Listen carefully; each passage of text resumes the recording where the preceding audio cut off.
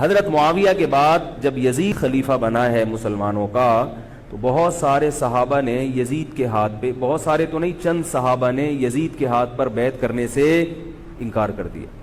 وہ اتنے تھوڑے صحابہ ہیں جن کو انگلیوں پہ گنا جا سکتا ہے، جن میں حضرت حسین بھی تھے، حضرت حسن نہیں، حضرت حسن کے بھائی، بولو بھائی، حضرت حسین۔ جمہور صحابہ کا موقف یہ تھا کہ یزید کا طریقہ خلافت اگرچہ غلط ہے، طریقہ حکومت اگرچہ غلط ہے، مگر رسول اللہ صلی اللہ علیہ وسلم کی صحیح احادیث موجود ہیں۔ نبی صلی اللہ علیہ وسلم نے فرمایا، صحیح بخاری کی حدیث ہے، اسمعوا واطیعوا ولو سلط علیکم رجل حبشی کأن رأسہ ذبیبہ۔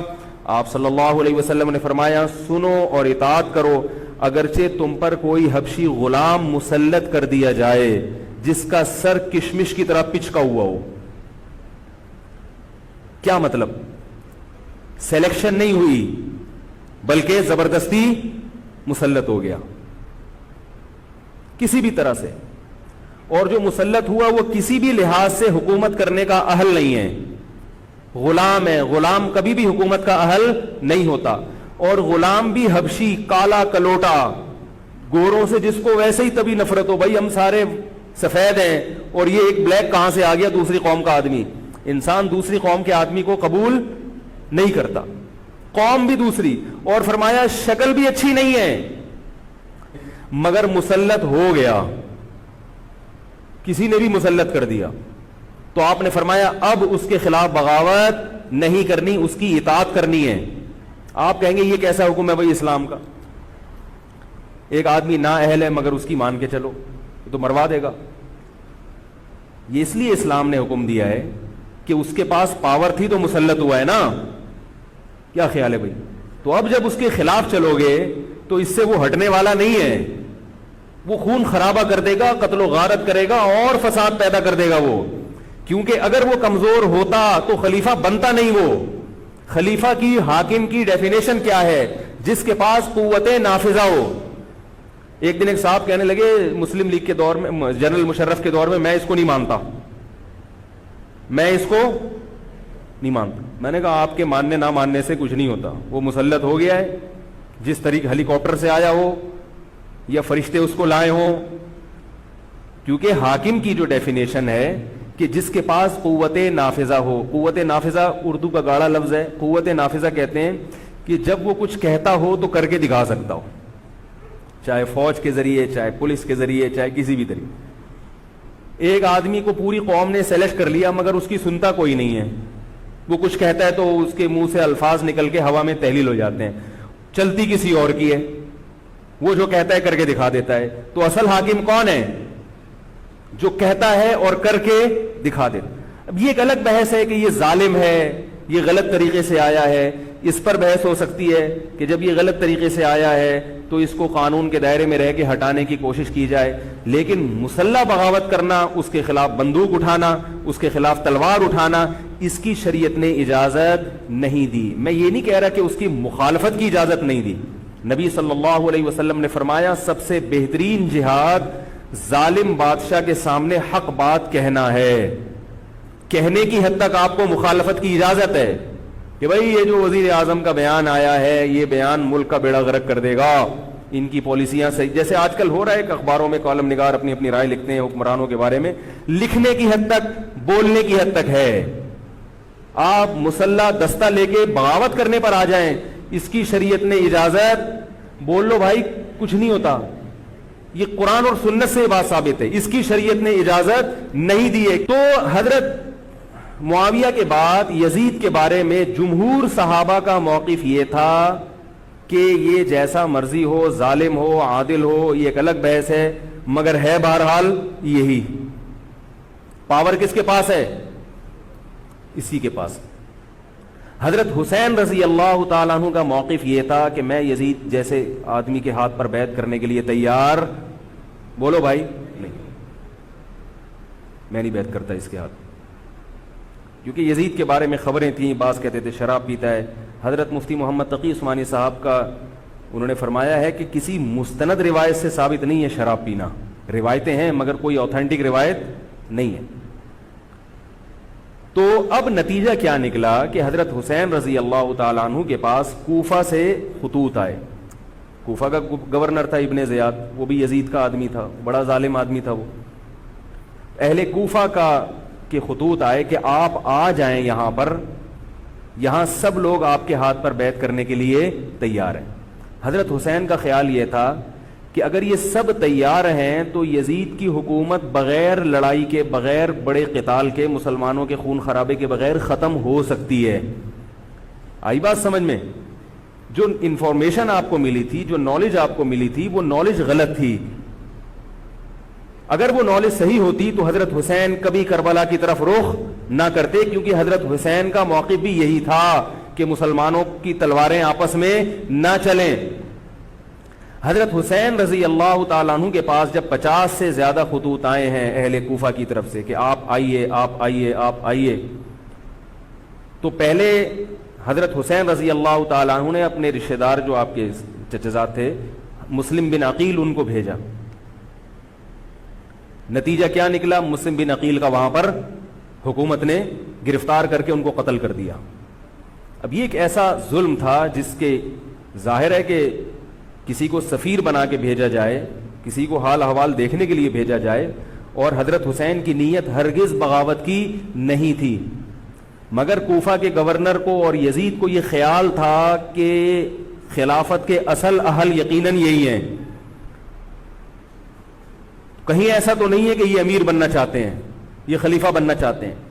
ایک خوف اس کے دل میں بیٹھ گیا تھا, ایک لاشعور میں خوف ہوتا ہے نا, انسان کے دل میں بیٹھ جاتا ہے کہ آپ 100 دفعہ بھی کہیں بھی میری یہ نیت نہیں ہے, مگر وہ ڈر رہا ہوتا ہے کہ یار یہ کچھ کر نہ لیں. تو جب مسلم بن عقیل کو شہید کیا گیا, حضرت حسین رضی اللہ تعالیٰ عنہ جا چکے تھے. جب حضرت حسین رضی اللہ تعالیٰ عنہ کوفہ کی طرف جا رہے تھے, بہت سارے صحابہ نے آپ کو منع کیا, جن میں عبداللہ ابن عمر رضی اللہ تعالیٰ عنہ بھی تھے, عبداللہ ابن عباس رضی اللہ تعالیٰ عنہ بھی, کہ آپ یہ کام نہ کریں. بعض نے تو کہا کہ ہمیں آپ کی شہادت کا یقین ہے, کیونکہ جس حالات میں آپ جا رہے ہیں حکومت یہ سمجھے گی کہ بغاوت کرنے آ رہے ہیں, لہذا وہ آپ کو کیا کرے گی, اس بیس پہ قتل نہیں کرے گی کہ آپ نواسہ رسول ہیں, کیونکہ وہ بھی مسلمان تھے. اس بیس پہ قتل کرے گی کہ آپ کی نیت کیا ہے, حکومت کے خلاف بغاوت. تو ان کے پاس ایک اپنے آپ کو برحق ثابت کرنے کے لیے ایک دلیل ہوگی کہ حکومت کا باغی جو بھی ہو اسے کیا کر دو, قتل. رسول اللہ صلی اللہ علیہ وسلم نے فرمایا, صحیح حدیث ہے, کہ جب مسلمان کسی ایک امیر پہ جمع ہو جائیں تو اس کے خلاف جو بھی اٹھے, نبی نے فرمایا اس کو قتل کر دو, کائنم من کان, چاہے وہ اس کے خلاف اٹھنے والا کتنا ہی نیک کیوں نہ ہو. یہ حدیث کے الفاظ ہیں. حضرت حسین کا موقف یہ تھا کہ میں نے ابھی تک یزید کی خلافت اور حکومت کو تسلیم نہیں کیا, لہذا میں اس وعید میں داخل نہیں ہوں. اب ہوا یہ کہ حضرت حسین رضی اللہ تعالی عنہ جب گئے ہیں اور کربلا کے مقام پہ پہنچے ہیں, تو وہاں آپ رضی اللہ تعالیٰ عنہ کو مسلم بن عقیل کی شہادت کا بھی پتہ چلا, اور اندازہ ہوا, میں بہت شارٹ کر کے سنا رہا ہوں, اندازہ ہوا کہ حالات ایسے نہیں ہیں جیسے میں سمجھ رہا تھا.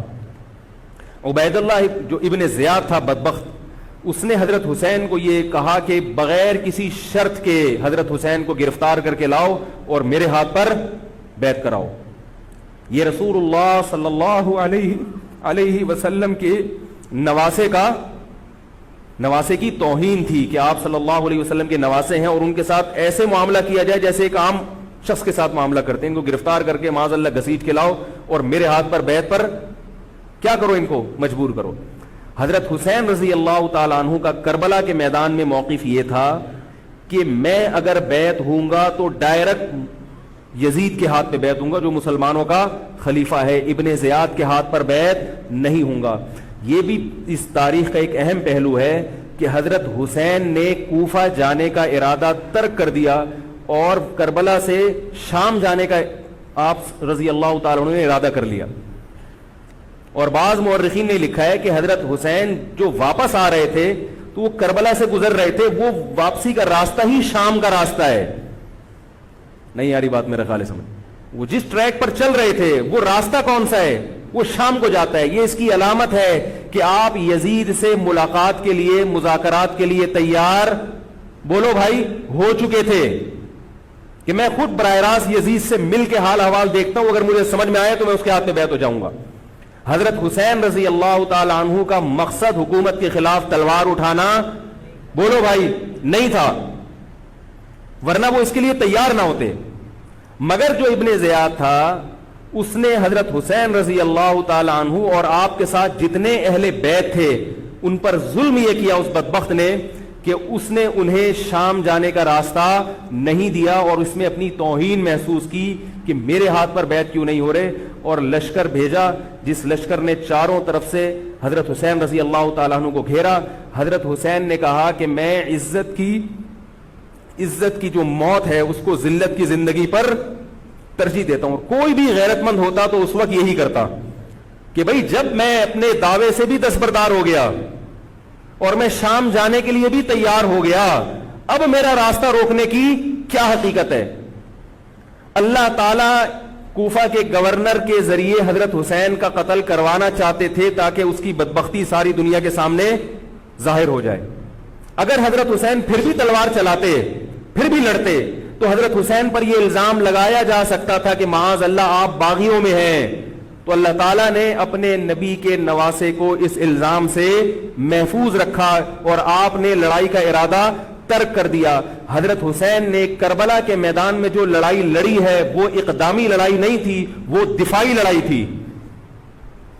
دیکھو جب حکومت آپ کو گھیر لے چاروں طرف سے, آپ کہیں ٹھیک ہے بھائی میں لڑائی سے دستبردار ہوتا ہوں, مجھے میرے گھر جانے دو. حضرت حسین کا ایک مطالبہ یہ بھی تھا کہ یا تو مجھے واپس جانے دو مدینہ, میں جہاں سے آیا ہوں وہیں جا رہا ہوں واپس, مکہ جانے دو یا مدینہ جانے دو. ان کا ایک مطالبہ تھا کہ نہیں, ان کو گرفتار کر کے لاؤ اور زبردستی ہمارے ہاتھ پر بیعت کراؤ. یہ ظلم تھا.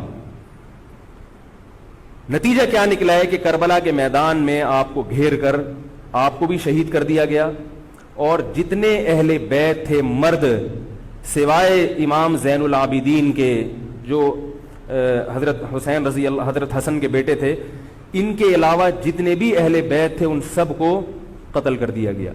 اور یہ اسلامی تاریخ پر ایک بدنما داغ ہے یہ واقعہ کہ ایک اسلامی حکومت تھی اور اس کے اسلامی حکمران تھے, اور ان حکمرانوں کے ہاتھوں محمد صلی اللہ علیہ وسلم کے نواسے کا سر جو ہے وہ گردن اڑائی گئی ہے. مجھ سے خدا کی قسم یہ الفاظ ادا نہیں ہو رہے, میں اپنے جذبات پہ بہت زیادہ کنٹرول کر رہا ہوں.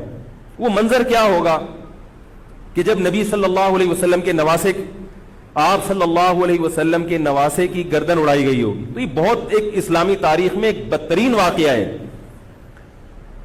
لیکن بات یہ ہے کہ جب یہ واقعہ ہو گیا اور قتل کر دیا گیا, باقی جتنے بھی جو زندہ بچے تھے اہل بیت وہ یزید کے پاس لے جائے گئے.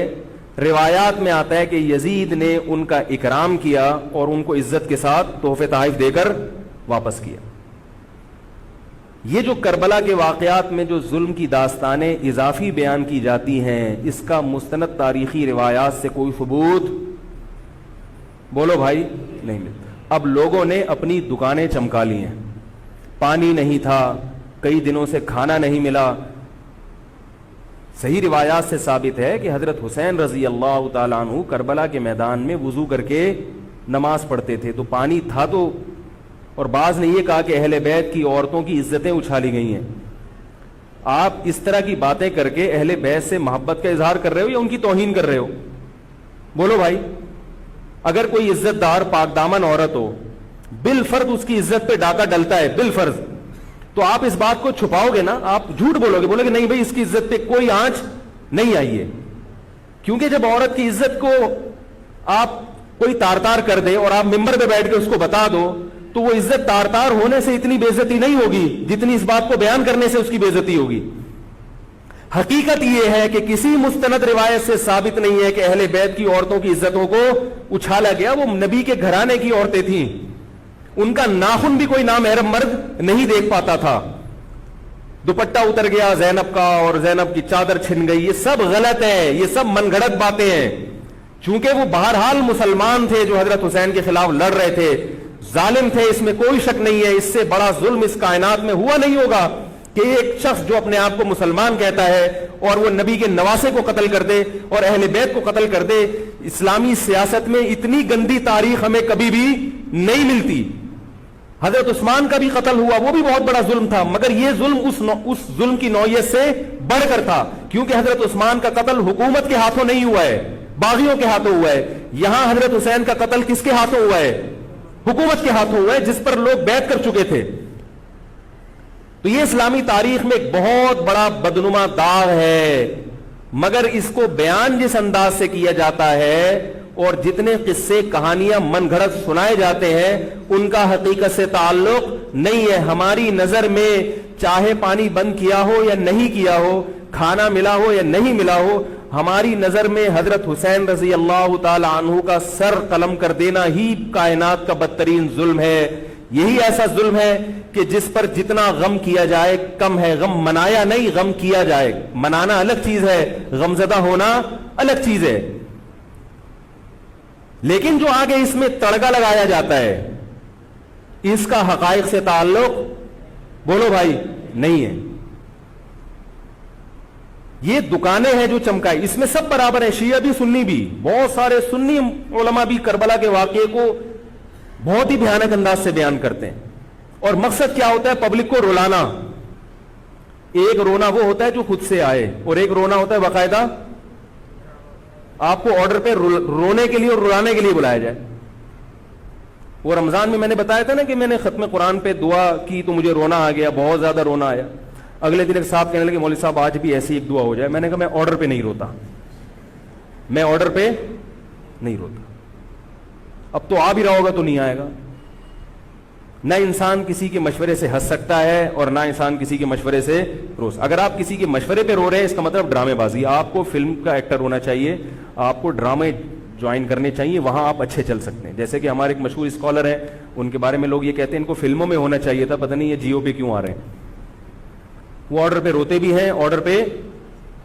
اب چونکہ یوٹیوب کا دور ہے, میں پہلے جو کربلا کے واقعات جو لوگ بیان کرتے ہیں ان کی تقریریں نہیں سنتا تھا. اب کیا ہوتا ہے, بعض دفعہ بیٹھے ہوئے ہیں کہیں سفر پہ جا رہے ہیں تو یوٹیوب کی ویڈیو, ہم نے کہا چلو یار ہم بھی سن لیں. ایسی چہک چہک کے منہ بنا بنا کے گھما گھما کے تقریریں ہوتی ہیں, لگتا ہے کہ یہ باقاعدہ ایک ڈرامہ ہے, اداکار ہے, فنکار ہے جس کو ڈرامے بازی کے لیے یہاں. یہ حضرت حسین کی شہادت کو کیش کرا رہے ہیں. یہ حضرت حسین سے محبت کرنے والے نہیں ہیں, یہ ان کی شہادت کو. دیکھو اس کی مثال ایسے جیسے کوئی محلے میں مر گیا, کسی سیٹھ کا بیٹا مرا, اب آپ کو سیٹھ سے قرضہ چاہیے تو سب سے زیادہ آپ روگے نا, تاکہ سیٹھ صاحب سمجھیں کہ محبت سب سے زیادہ کس کو ہے؟ آپ کو. تو آپ اس کی بیٹے کی موت کو کیا کرا رہے ہو؟ کیش کرا رہے ہو. بعض لوگ کسی کی شہادت کو کیش کراتے ہیں, کسی پہ ظلم کو کیش کراتے ہیں. تو میں پھر عرض کروں کہ بہت بدترین واقعہ ہے حضرت حسین رضی اللہ تعالیٰ عنہ کا سر لے جایا گیا یزید کے پاس. یزید بدبخت نے چھڑی سے آپ کے ہونٹوں کو چھوا. وہاں صحابی رسول نے فرمایا کہ ایسا مت کرو. فرمایا اللہ کی قسم میں نے ان ہونٹوں پہ بارہا محمد صلی اللہ علیہ وسلم کے ہونٹ رکھے ہوئے دیکھا ہے. بارہا میں نے دیکھا ہے کہ محمد صلی اللہ علیہ وسلم نے ان ہونٹوں کا بوسہ لیا ہے. بارہا میں نے دیکھا ہے. ان صحابی کے دل پہ کیا گزر رہی ہوگی جو حضرت حسین کے ساتھ یہ حرکت دیکھ رہے ہوں گے, جبکہ اسی حسین کو انہوں نے بارہا نبی کی گود میں بھی دیکھا اور بارہا نبی کے ہونٹوں کو بھی ان ہونٹوں سے مس ہوتے ہوئے دیکھا. تو جب یہ سر ان کے سامنے رکھا ہوگا اور اس کے ساتھ یہ حرکت ہو رہی ہوگی, ان صحابی کے جذبات کیا ہوں گے. مگر اس کے باوجود جو بتانے کی بات ہے, جو میں بتانا چاہتا ہوں, انہوں نے یزید کے خلاف بغاوت نہیں کی کہ جس یزید نے حضرت حسین کا یہ حشر کر دیا ہو, اگر اس کے خلاف بغاوت ہوگی تو باقی مسلمانوں کا کیا حشر کرے گا. تو اس میں صبر کی تلقین بھی صحابہ نے بتائی ہے کہ حاکم کے مظالم کو برداشت کیا جائے, زبان سے اس کو ہائی لائٹ کیا جائے کہ غلط ہو رہا ہے, تلوار نہ اٹھائی جائے. بات نہیں آ رہی میرے خیال ہے سمجھ میں, کیونکہ آج ایک واقعہ ہوا ہے ورنہ کربلا جیسے درجنوں اور واقعات ہو جائیں گے. تو صحابہ کرام کی سیرت میں ہمیں ہر طرح کے کہ اسباق ملتے ہیں. تو میں یہ عرض کر رہا تھا کہ یہ ہے وہ کربلا کا واقعہ جس کا میں نے آپ کو خلاصہ بیان کیا. اس کے بعد کیا ہوا ہے کہ یہ جو بنو امیہ کی حکومت تھی, اس کی وہ ویلیو صحابہ کرام کے دل میں نہ رہی جو پہلے کسی حد تک برقرار تھی. یہ بہت ایک حکومت کے خلاف لوگوں کے دل میں بغض پیدا ہو گیا اور بالآخر بغاوتیں شروع ہوئیں. لیکن جمہور صحابہ کا موقف پھر بھی یہی تھا کہ حکومت کے خلاف بغاوت جائز, بولو بھائی, نہیں. اور اسی طرح کے ظالم لوگ آتے رہے اور انہی کی اولادوں میں بنو امیہ میں اللہ نے پھر عمر ابن عبدالعزیز کو پیدا کیا.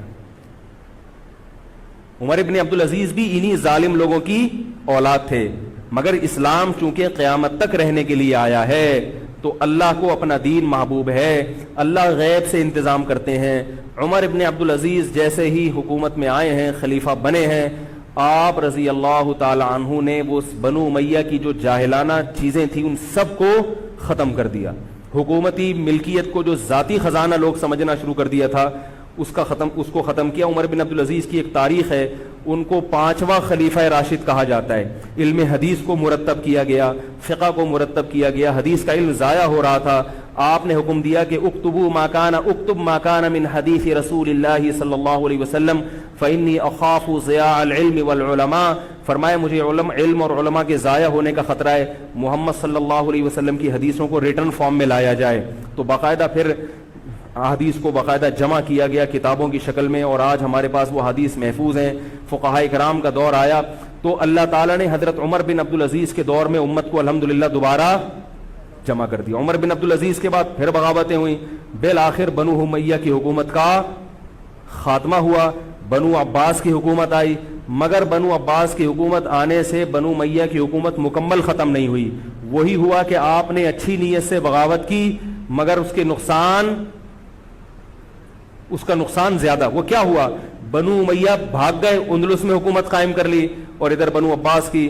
تو یہ تاریخ میں پہلا واقعہ تھا کہ اسلامی خلافت 2 حصوں میں ڈیوائیڈ ہو گئی. اس کے بعد آج تک ایک جگہ مسلمان جمع نہیں ہو سکے. کیوں؟ مسلمانوں نے اس حدیث کی مخالفت کی کہ امیر کے خلاف بغاوت, بولو بھائی, نہیں کرو. اب میں آپ سے ایک بات کہتا ہوں کہ بالآخر ڈیوائیڈ ہوتے ہوتے ہوتے ہوتے آج پتہ نہیں کتنے سارے اسلامی ملک بن گئے.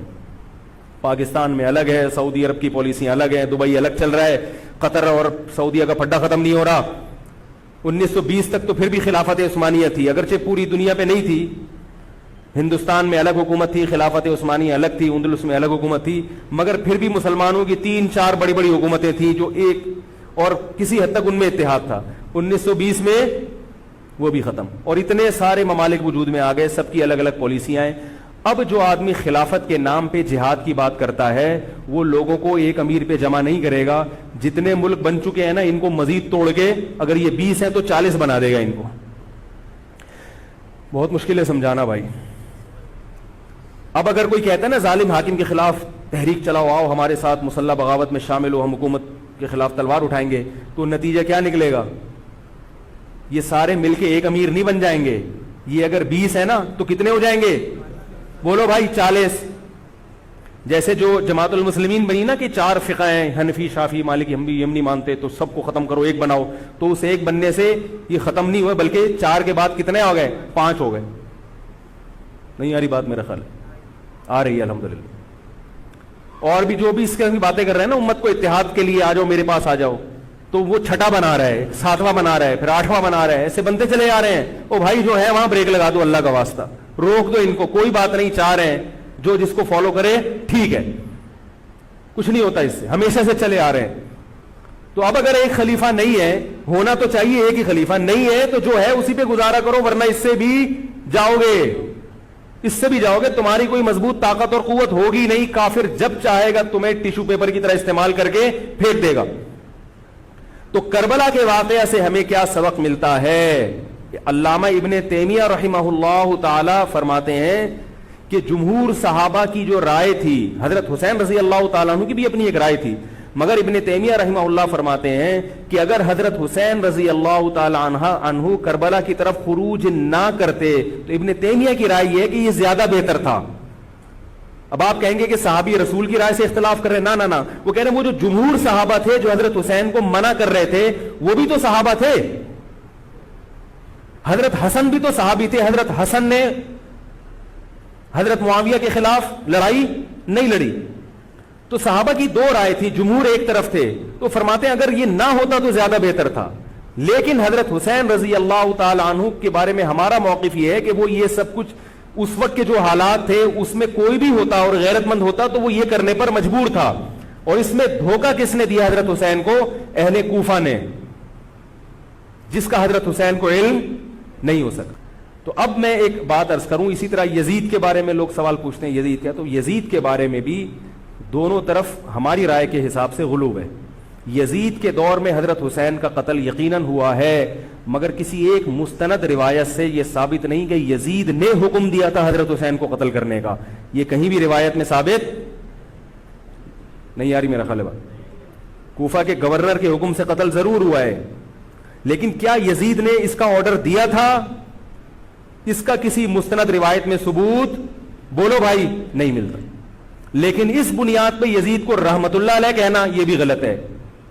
ٹھیک ہے یزید کے بارے میں کسی مستند روایت سے نہیں ملتا کہ اس نے قتل کا حکم دیا تھا یا قتل کروایا تھا، لیکن قتل ہونے کے بعد یزید نے اس گورنر کے خلاف ایکشن نہیں لیا. حضرت عثمان کے قاتلوں کے بارے میں تو یہ تھا کہ ان کو لٹکایا جائے، حضرت حسین کے قاتلوں کو کیوں نہیں لٹکایا؟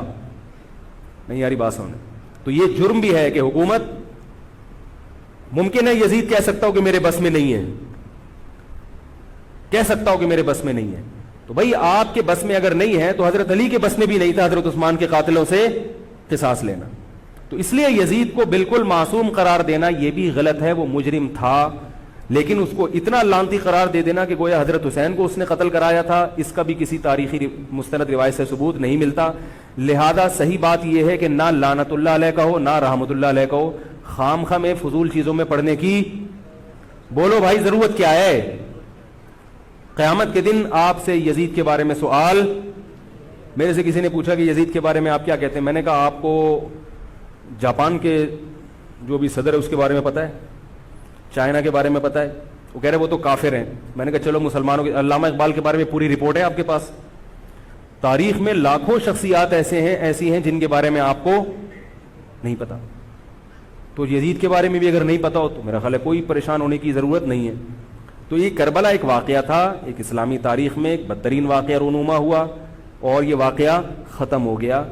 ہمیں جو قرآن اور سنت نے جس بات کا حکم دیا ہے ہمیں وہ کرنا ہے. بات آ رہی ہے سمجھ میں؟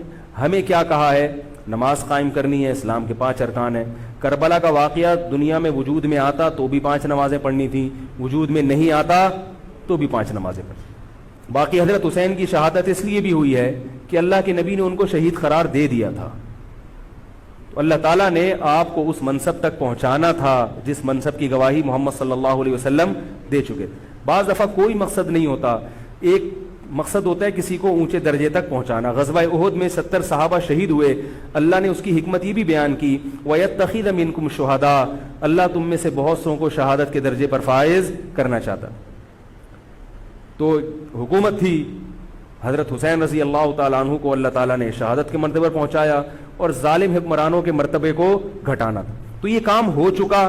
اب ہمیں کیا کرنا ہے؟ ہمیں جو قرآن اور سنت ہے اس کو فالو کرنا ہے. محرم منانا کہیں بھی نہیں ہے اسلام میں. محرم حضرت حسین کی شہادت سے پہلے بھی آتا تھا، اس کے بعد بھی آتا ہے. تو اہل سنت والجماعت کا جو مذہب ہے، میں آپ کے 1-2 منٹ زیادہ لے رہا ہوں، بس یہ بات ختم کر رہا ہوں میں. دیکھو ہم شیعہ ہیں یا سنی ہیں؟ بولو نا بھائی. جو شیعہ لوگ ہیں ان کو وہ کرنے دو جو ان کا مذہب ہے. اختلاف اور فرقواریت وہاں ہوتی ہے جہاں آپ اپنا مسلک دوسرے پہ ٹھوستے ہو. ان کا مسلک ہے ماتم کرنا، ان کا مسلک ہے تو ان کو کرنے دو، وہ اللہ ان سے خود حساب لے لے گا. آپ کو ان سے اس مسئلے میں بحث کرنے کی ضرورت بولو بھائی نہیں. لوگ آفس میں لڑ رہے ہیں شیعہ سے، او بھائی مجھے فون کر کے کہتے ہیں، میں نے کہا یار وہ جب شیعہ ہے تو وہ کیوں مانے گا آپ کی بات؟ تو چھوڑ دو اس کو اپنے حال پہ. حق واضح ہے، باطل واضح ہے، اگر اس کو وہ سمجھ میں آ رہا تو کرنے دو. آپ کیوں الجھ رہے ہو؟ وہ آپ کو تو نہیں لے کے جا رہا نا ماتم کے لیے. کیا خیال ہے؟ تو اس کو بولو بھائی تمہارا مسلک اگر ہے تو تم ٹھیک ہے کرو یہ کام، لیکن یہ کام انڈور ہونے چاہیے، سڑکوں پہ نہیں ہونا چاہیے. سڑکوں پہ ہوگا تو دہشت گردوں کو موقع مل جائے گا دہشت گردی کا، ملک کا امن خراب ہوتا ہے. نہ ربیع الاول کے جلوس سڑک پہ نکلنے چاہیے اور نہ محرم کے جلوس سڑک پہ ہونے چاہیے. انڈور ہو ربیع الاول میں، جس کا مذہب ہے کہ بھئی ہم نے یہ کرنا ہے جلسہ، ٹھیک ہے آپ گھر کے اندر جو مرضی کریں. گھر کے اندر تو کسی کو اجازت نہیں ہے نا گھسنے کی. آپ کوئی ہال لے لیں رینٹ پہ، آپ اس میں کر لیں. تو جو بھی ہے انڈور ہونا چاہیے. تو وہ شیعہ ہیں ان کو وہ کرنے دو جو ان کا مذہب ہے. آپ آدھا تیتر آدھا بٹیر نہ بنو، یا تو پورے سنی بنو یا پورے شیعہ بن جاؤ. یہ درمیان کی چیز کوئی چاہتا ہے کہ میں بن جاؤں؟ ہے بھائی، نہ مرد ہو نہ عورت ہو. بیچ کا تو اچھا نہیں لگتا نا. ایک تو اللہ نے کسی کو بیچ کا بنا دیا، وہ تو آزمائش ہے. خود سے جو بیچ کا ہوتا ہے وہ کسی کو بھی پسند، بول لو نا بھائی، نہیں ہوتا. تو بیچ کے نہ بنو. اہل سنت کے ہاں شیعہ کا مذہب جو ہے وہ کرنے دو اس کو. یہ ہمیشہ سے چلا آ رہا ہے، آج کا نہیں ہے، یہ صدیوں سے چلا آ رہا ہے. آپ نہیں ختم کر سکتے اس کو. یہ حضرت عیسیٰ علیہ السلام آئیں گے تو امت ایک پر جمع ہوگی. باقی جو شیعہ ہے وہ شیعہ ہے، جو سنی ہے وہ سنی ہے. جو اپنی مرضی سے سنی بن جائے ٹھیک ہے، نہیں بنے اللہ جانے. خام خامے فیس بک پر ایک دوسرے کے خلاف کیچڑ، یوٹیوب پر کیچڑ، تقریروں میں کیچڑ. تو میں جو آپ کے سامنے بیٹھا ہوں آپ کو یہ سمجھانے کے لیے کہ آپ ایک فیصلہ کرو، شیعہ ہو یا سنی. اگر سنی ہو تو پھر محرم کی سنی مذہب میں اتنی اہمیت نہیں ہے جتنی ہمارے ہاں بیان کی جاتی. مجھ سے ایک دفعہ کسی نے کہا آپ محرم کی فضیلت پر بیان کریں. میں تھک گیا. میں نے کہا چلو آج بیان ہو ہی جائے. میں نے بیان کیا. میں نے کہا بھائی محرم ان 4 محترم مہینوں میں سے ایک ہے جن میں قتال اور لڑائی جھگڑا منع ہے. بعض علماء کہتے ہیں وہ ان مہینوں کا احترام منسوخ ہو گیا، بعض کہتے ہیں احترام باقی ہے. بہرحال یہ بھی، اس میں بھی اختلاف ہے. اور میں نے کہا دوسرا محرم میں جو 10 محرم ہے، نبی نے فرمایا کہ اس کا روزہ رمضان کے بعد سب سے زیادہ ثواب. وما علینا الا البلاغ. لوگوں نے کہا یہ کیا ہوا؟ میں نے کہا صحیح روایت سے اور مستند روایت سے محرم کی اتنی ہی فضیلت مجھے معلوم ہے. اس سے زیادہ کے لیے آرڈر دینا پڑے گا آپ کو. بندے ہیں وہ پیسے لیتے ہیں اور وہ لہک لہک کے چہک چہک کے بیان کرتے ہیں. چونکہ صحیح روایتیں اتنی ہی مجھے ملی ہیں. اگر کوئی اور ہو تو بتا دینا، اگلے بیان میں اس کا بھی تذکرہ کر دوں گا. اس سے زیادہ ہمارے علم میں تو یہ سنی مذہب بیان کر رہا ہوں میں آپ کو، اہل سنت والجماعت، اہل سرطن والجنابت نہیں. اہل سنت والجماعت تو یہ ہے. تو 10 محرم کا روزہ رکھیں جیسے کہ حضرت حسین نے رکھا تھا. حضرت حسین تو روزہ رکھ کے شہید ہوئے اور آپ حلیم کی دیگیں پکا کے کھا رہے ہیں. کامن سینس کی بات ہے کہ عقل کو ماتم کرنے کا دل کرے گا کہ نہیں کرے گا؟ بھائی 10 محرم کا روزہ رکھو، 9 کا ملا لو، 11 کا ملا لو تو اچھا ہے. آج کل علماء کہتے ہیں ایک روزہ بھی رکھ سکتے ہیں کیونکہ یہودیوں سے مشابہت نہیں ہے. بہتر ہے 2 ہی رکھیں، نہیں تو 10 کا بھی رکھ لیں تو بھی غنیمت. تو یہ کام تو ہیں کرنے کے. باقی محرم میں آپ شادی بیاہ بھی کریں. نبی صلی اللہ علیہ وسلم نے اپنی زوجہ سے محرم میں نکاح کیا. حضرت حسن نے محرم میں نکاح کیے. حضرت حسن نے تو بہت شادیاں کی ہیں، محرم میں بھی، سفر میں بھی، ربیع الاول میں بھی. اسلام میں کوئی مہینہ منحوس نہیں ہے. محرم اگر ہے تو احترام کا ہے، مبارک ہو سکتا ہے، منحوس. اور حضرت حسین کی شہادت سے محرم کی برکت میں اور اضافہ ہوگی. شہادت ہمارے یہاں نحوست نہیں ہے، شہادت ہمارے یہاں ایک برکت کی چیز ہے. سمجھ